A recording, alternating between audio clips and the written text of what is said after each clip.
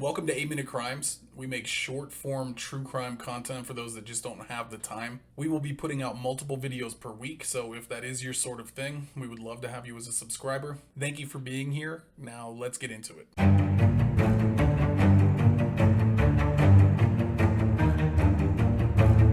This is the second interview of Jenniferpan. Jennifer is clearly a bit nervous. Good thing the detective is around to calm her down. I'm just a little nervous. Don't be nervous, okay? I know that's tough to say, but don't be nervous.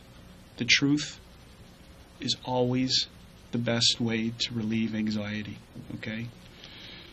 We are investigating an allegation of murder of your mom, Pan.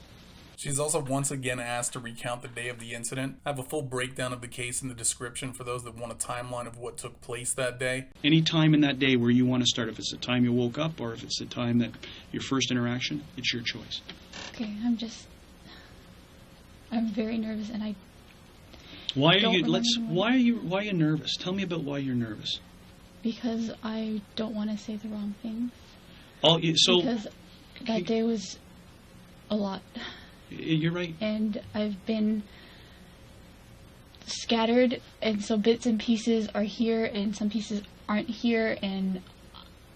The detective then throws a bit of a curveball, asks her to reenact how she was able to dial 911 with her hands bound behind her back and tied to the stairs.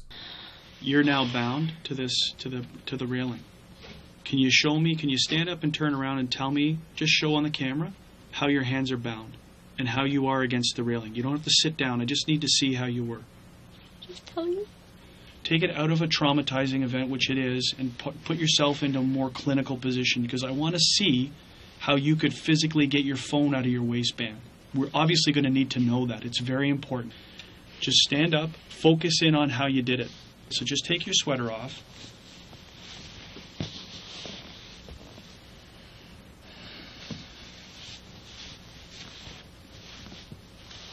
Stand up and turn around. Put this in the side that you believe it was in. Great. Turn around so that you're looking away from me. You're looking exactly like... Now here is where the banister is. Put your hands back behind your back, exactly how you remember they were. Okay? Now, are you restrained from movement? How far can you move your hands from the banister? They tied my upper arm. Yes. Around the banister. Yes. But my hands were bound together. So your hands bound together, and this is the arm that's the strings wrapped around against the banister? Mm-hmm. Okay, so now how can you get to the phone? And how do you make the phone call? 911? Mm-hmm. And do you talk down like that? Yes, I'm yelling at the phone like this. And how can you hear?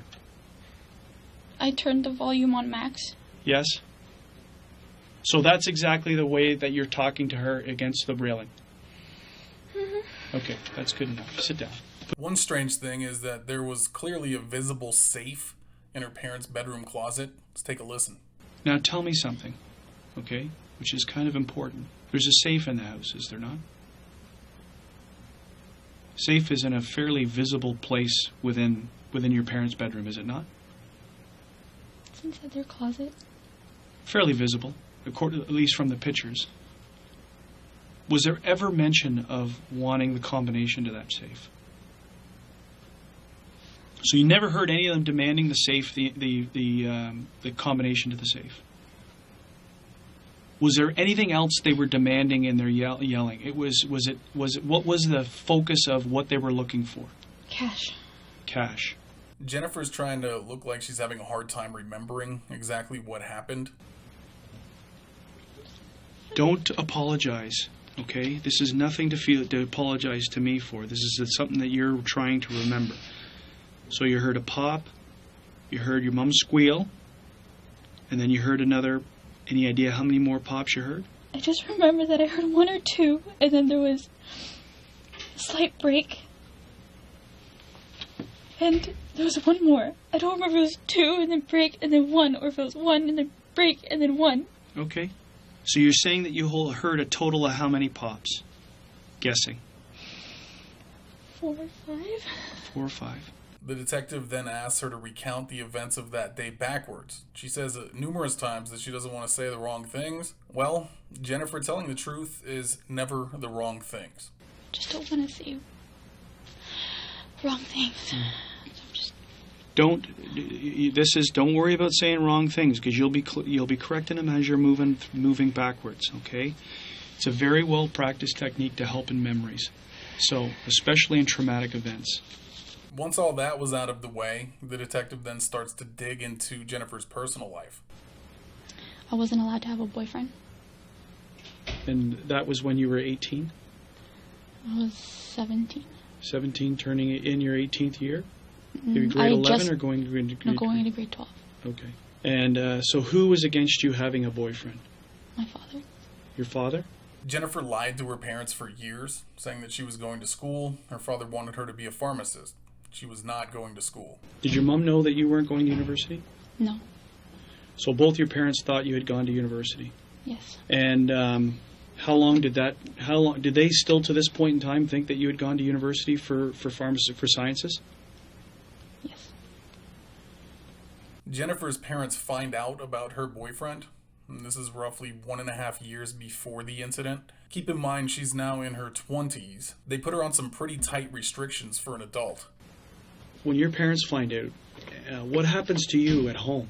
They pretty much make sure that I wouldn't contact him again. And how do they do that? They take away my cell phone and restrict internet access. Like, they have to be in the room or not at all. Do you have a curfew? If I go out with a friend that they know, I have to be home before 9. Before 9 o'clock? Yes. And is that even up until Monday? Did you have a curfew up until Monday?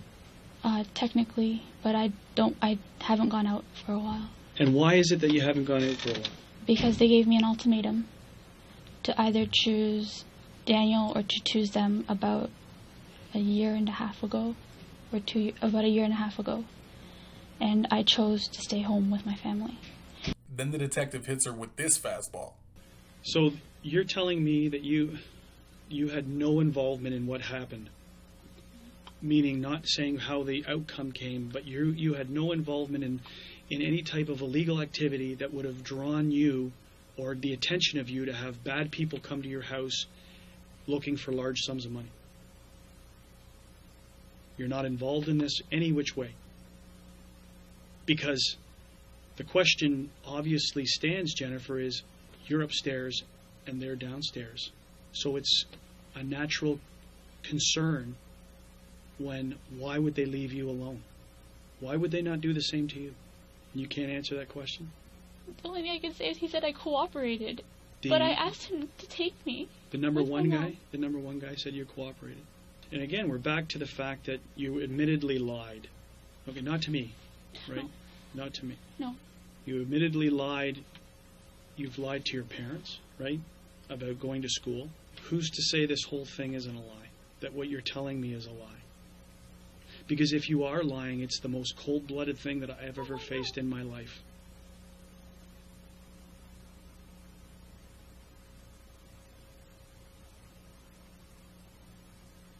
Thank you so much for watching. If you'd like to support my channel, the best thing you can do is like and subscribe. We will see you next time.